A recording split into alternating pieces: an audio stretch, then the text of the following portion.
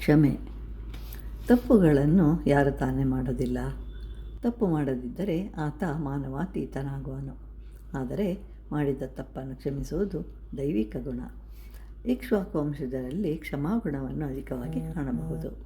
ಅವರು ಈ ಕ್ಷಮಾಗುಣದ ಪ್ರಭಾವದಿಂದಲೇ ಪ್ರಪಂಚವನ್ನೇ ಬದಲಿಸುವಂತಹ ಸಾಮರ್ಥ್ಯವನ್ನು ಹೊಂದಿರ್ತಾರೆ. ಅದರಲ್ಲೂ ಶ್ರೀರಾಮನು ಅತ್ಯಂತ ಗುಣವುಳ್ಳವನಾಗಿರ್ತಾನೆ. ಆದ್ದರಿಂದಲೇ ರಾವಣನ ತಮ್ಮನಾದ ವಿಭೀಷಣನು ಶ್ರೀರಾಮನ ಸ್ನೇಹವನ್ನು ಬಯಸಿ ಬಂದಾಗ ಅವನನ್ನು ಕ್ಷಮಿಸಿ ತನ್ನ ಪಕ್ಷಕ್ಕೆ ಸೇರಿಸ್ಕೊಳ್ತಾನೆ. ಕೈಕೇಯಿ ಶ್ರೀರಾಮನನ್ನು ಕಾಡಿಗೆ ಕಳಿಸಿದರೂ ಸಹ ಸ್ವಲ್ಪವೂ ವಿಚಲಿತನಾಗದೆ ಪಟ್ಟಾಭಿಷೇಕ ಮಾಡಿಸಿಕೊಳ್ಳಬೇಕಾದಂತಹ ಶ್ರೀರಾಮನು ಕೈಕೇಯಿ ಮಾತೆಯನ್ನು ಕ್ಷಮಿಸಿ, ನಿನಗೆ ಭರತನಿಗಿಂತಲೂ ನನ್ನ ಮೇಲಿನ ಪ್ರೀತಿಯನ್ನೇ ಅಧಿಕವಾಗಿ ತೋರಿಸಿದೆ. ತಮ್ಮನಾದ ಭರತನಿಗೆ ಕಷ್ಟಕರವಾದ ರಾಜ್ಯ ಭಾರವನ್ನು, ನನಗೆ ಸುಲಭ ಸಾಧ್ಯವಾದ ವನವಾಸವನ್ನು ಅನುಗ್ರಹಿಸಿದೆ ಅಂತ ಹೇಳ್ತಾನೆ. ರಾವಣಾಸುರನು ಸೀತಾ ಅಪಹರಣ ಮಾಡಿದಾಗಲೂ ರಾವಣನಿಗೆ ಸೀತೆಯನ್ನು ಕಳಿಸು, ನಿನ್ನನ್ನು ಕ್ಷಮಿಸ್ತೇನೆ ಅಂತ ಹೇಳ್ತಾನೆ.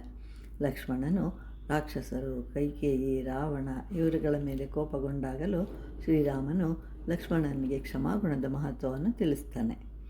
ಭಗವದ್ಗೀತೆಯಲ್ಲಿ ಶ್ರೀಕೃಷ್ಣನು ಮೃತ್ಯು ಸರ್ವಹರಶ್ಚಾಹಂ ಉದ್ಭವಶ್ಚ ಭವಿಷ್ಯತಾಂ ಕೀರ್ತಿ ಶ್ರೀವಾಕ್ಚ ನಾರೀಣಾಂ ಸ್ಮೃತಿ ಮೇಧಾ ಧೃತಿ ಕ್ಷಮ.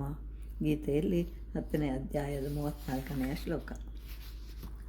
ಸಕಲವನ್ನು ಸಂಹರಿಸುವ ಮೃತ್ಯು ನಾನು, ಭವಿಷ್ಯದಲ್ಲಿ ಉತ್ಪತ್ತಿಯಾಗುವುದಕ್ಕೆ ಕಾರಣವೂ ನಾನೇ.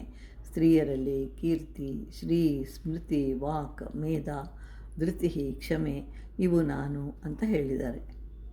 ಶ್ರೀಕೃಷ್ಣನು ಕ್ಷಮೆ ನಾನು ಎನ್ನುವನು. ಕ್ಷಮೆಯಂತಹ ಗುಣ ಮತ್ತೊಂದಿಲ್ಲ. ಯಾರೇನು ಅನ್ಯಾಯ ಮಾಡಿದರೂ ಎಲ್ಲವನ್ನೂ ಮರೆತು ಎಲ್ಲರಿಗೂ ಒಳ್ಳೆಯದನ್ನು ಆಶಿಸಬೇಕಾದರೆ ಹೃದಯ ಎಷ್ಟು ಉದಾರವಾಗಿರಬೇಕು.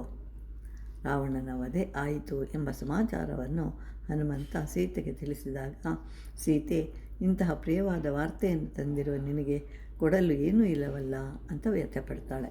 ಆಗ ಹನುಮಂತ, ನಿಮಗೆ ಸಾಧ್ಯ, ದಯವಿಟ್ಟು ಅದನ್ನು ಕೊಡಿ ಅಂತ ಕೇಳ್ತಾನೆ. ಅದೇನು ಅಂತ ಕೇಳಿದಾಗ, ನಿಮ್ಮನ್ನು ಹಿಂಸಿಸುತ್ತಿದ್ದ ರಾಕ್ಷಸಿಯರಿಗೆ ಬುದ್ಧಿ ಕಲಿಸಬೇಕು, ಅದಕ್ಕೆ ಅವಕಾಶವನ್ನು ಕೊಡಿ ಅಂತ ಕೇಳ್ತಾನೆ.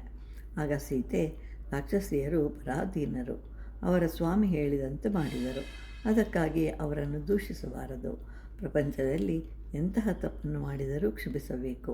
ತಪ್ಪನ್ನು ಮಾಡದವರು ಯಾರಿದ್ದಾರೆ ಅಂತ ಕೇಳ್ತಾಳೆ ಜಾನಕಿ.